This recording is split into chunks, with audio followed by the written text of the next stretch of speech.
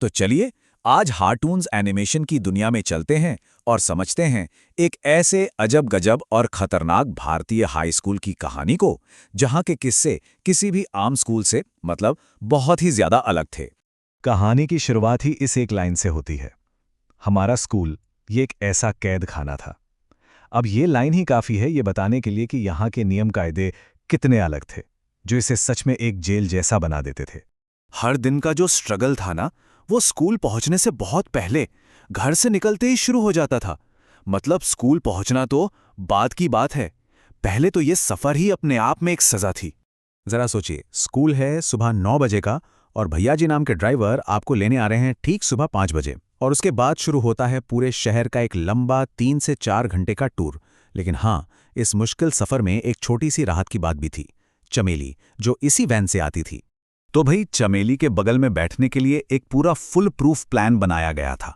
Mission ये था, सबसे पहले वैन में चढ़ो, बगल की सीट पर बैग रखकर उसे रिजर्व कर लो, और फिर गहरी नींद में सोने की एक्टिंग करो, और फिर इंतजार करो चमेली का, जो सबसे आखिर में आती थी। जब उसे कोई और जगह नहीं मिलेगी तो बेचारी को मजबूरी में वहीं बैठना पड़ेगा। मतलब एक्टिंग का लेवल देखिए। अब ये भैया जी कोई आम ड्राइवर नहीं थे, उनका एक ऑटो वाले के साथ खतरनाक कंपटीशन चलता था। दोनों अपनी अपनी गाड़ियों में बच्चों को जानवरों की तरह भरते और फिर बीच सड़क पर रेस लगाते थे। बच्चों की सेफ्टी, अरे उसकी किसी को कोई परवाह नहीं थी, भले ही कोई गाड़ी से बाहर ही क्यों ना गिर जाए। तो घंटों के इस जानलेवा सफर के बाद जब बच्चे आखिरकार इस कैद खाने यानी अपने स्कूल पहुंचते, तो वहां उनका स्वागत करने के लिए खड़ी होती थी वहां की वार्डन। स्कूल की इंचार्ज का निकनेम था डॉन। कद छोटा, पेट मोटा, और अफवाह ये थी कि उनकी हाइट उम्र के साथ घटती जा रही थी। वो कार भी खड़े होकर चलाती थी और छत पर बाकायदा स्नाइपर राइफल लेकर बैठती थी ताकि कोई भी बच्चा लाइन से बाहर न जा सके। ऐसा कहा जाता था कि डॉन हर रोज स्कूल आते जाते रास्ते में लगभग 2 से 4 कुत्तों को कुचल देती थीं। अब इसी से उनकी मौजूदगी के खौफ का अंदाजा लगाया जा सकता है। अच्छा, अब इस स्कूल का एक और बड़ा ही अजीब पहलू था। यहाँ की अपनी एक अलग ही अर्थव्यवस्था थी, और मजे की बात यह है कि उस अर्थव्यवस्था की करेंसी थे पेन। ये पूरी इकोनॉमी पेन फाइट्स नाम के एक खेल पर चलती थी। जो जीतता वो हारने वाले का पेन छीन लेता। कुछ बच्चे तो इस खेल में इतने दीवाने थे कि अपना सब कुछ हार जाते, कर्ज में डूब जाते, लेकिन फिर भी दोस्तों से पेन उधार लेकर खेलते रहते थे। और हाँ, इस इकोनॉमी में हर पेन की अपनी एक क्लास थी, एक सामाजिक हैसियत। 3 रुपए वाले यूज एंड थ्रो पेन वाले सबसे गरीब, मतलब अछूत माने जाते थे। 5 रुपए वाले जिफी जेल वाले आम जनता थे, और जिनके पास ट्राइमैक्स पेन होता था वो तो भाई राजघराने के माने जाते थे।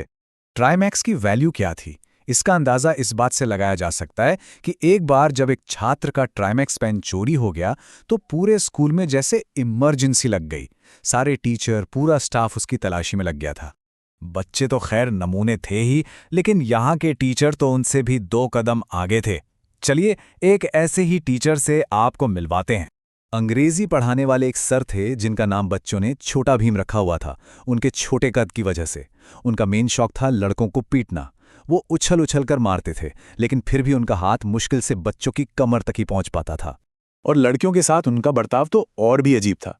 ये लाइन उनके कैरेक्टर को एकदम सटीक तरीके से बताती है। पढ़ाने का तरीका ये था कि वो अंग्रेजी को अंग्रेजी में ही ट्रांसलेट करके चले जाते थे, और किसी को कुछ पल्ले नहीं पड़ता था। तो कुल मिलाकर इस स्कूल में किसी भी तरह का कोई नियम या कानून नहीं था। पूरी तरह से अराजकता, मतलब जंगल राज का माहौल था। और इस पूरी अराजकता का जो सेंटर पॉइंट था वो था स्कूल का बाथरूम। यहाँ बच्चे दिन भर बिना किसी काम के खड़े रहते थे। उनके लिए ये एक तरह से मन की शांति पाने की जगह थी। इन बच्चों का लॉजिक भी कमाल का था। उन्हें लगता था कि अगर फीस भर दी है तो मतलब स्कूल खरीद लिया है। वो कॉरिडोर में सीना चौड़ा करके ऐसे चलते थे जैसे प्रिंसिपल भी उनके नौकर हों, जबकि सच्चाई ये थी कि उनमें से आधे से ज्यादा ने तो फीस भी नहीं भरी होती थी। और इसी मालिकाना हक के नशे में बाथरूम से चोरियां शुरू हो गईं। पहले बल्ब गायब हुए, फिर पानी के नल उखाड़ लिए गए। हद तो तब हो गई जब लोग फिनाइल की गोलियों को भी माउथ फ्रेशनर समझकर खाने लगे।